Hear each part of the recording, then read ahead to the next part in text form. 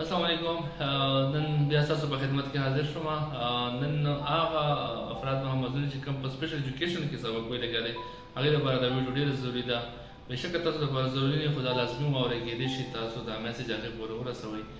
هغې لپاره دا میسج دی چې سوشل ویلفیر یو میسج کنوی کړی دی د ډسټرکټ افیسرز ته د هر ډسټرکټ کې چې تاسو سره چې کوم students enrol दि दाखिली अखिस्ती दि ओस नज़दीं څه زاړه स्टूडेंट्स اوس نوي دي نو هغه کسان دي زر تر زره نمونه د ډسټرکټ افیسر ته ولیکي او هغه نمونه و بیا ډایرکټریټ اف سوشل ویلفیر ته راځي. نو دې لپاره تاسو سره ډېر لږ ټایم دی ځکه چې 6 سپتمبر باندې هم دي دا ریمایندر لګلی هغه ته ډیفرنٹ ډسټرکټ افیسرز ته او سپیشل ایجوکیشنز ته. نو سپیشل ایجوکیشنز کې که نوي کسان دا شانتې انرول شوي یا زاړه وي هغه د خپل پرنسپل ته نمونه ورکړي یا د پرنسپل ته ووایي چې دا نمونه تاسو ډسټرکټ افیسرز ته ورکړئ چې دوی بیا ډایرکټریټ اف سوشل ویلفیر ته راولېږي ځکه چې دغه کسانو ته به 7,000 روپۍ انولي میلاویږي. نو که دا اوس د اسمبلي نه میل شو چې کوم به سی ایم ته ځي ډېر زر به ځي دا نو دې کې به بیا د سټوډنټس تعداد لیکلی کېږي. نو که هغه سټوډنټس پاتې شو نو دوی به د انولي چې کوم سالانه 7,000 روپۍ وي هغې نه به مس شي.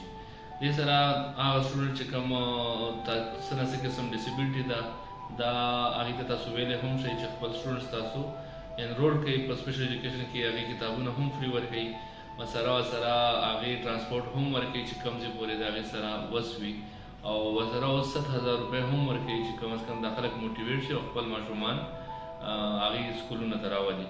نو دا میسج زر تر زره تاسو په خپل سرکل کې فارورډ هم کوئ او هغه افراد به معذوري ته دا میسج ورسوئ چې کوم په سپیشل ایجوکیشن کې دي هغې دا 7,000 روپۍ نه محرومه چې پاتې نه شي. نو هغې دپاره به د دې نومونه زر تر زره دا 2 یا 3 ورځو کې که دي ډایرکټریټ اف سوشل ویلفیر ته راولېږي نو هغه به ډېر ښه وي.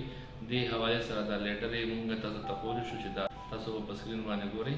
دا یو 25 سپتمبر باندې شوی دی او دا یو 16 سپتمبر باندې دا شوی دی. د سکولونو ته یې بار بار دا ریمایندر ورکړی دی چې تاسو زر تر زره مونږ ته دا ډیټا راولېږئ.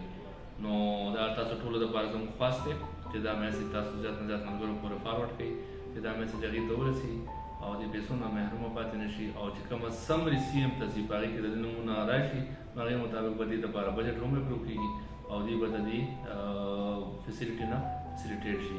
ډېره مهرباني. خوشحاله او آباد اوسئ. الله پامان.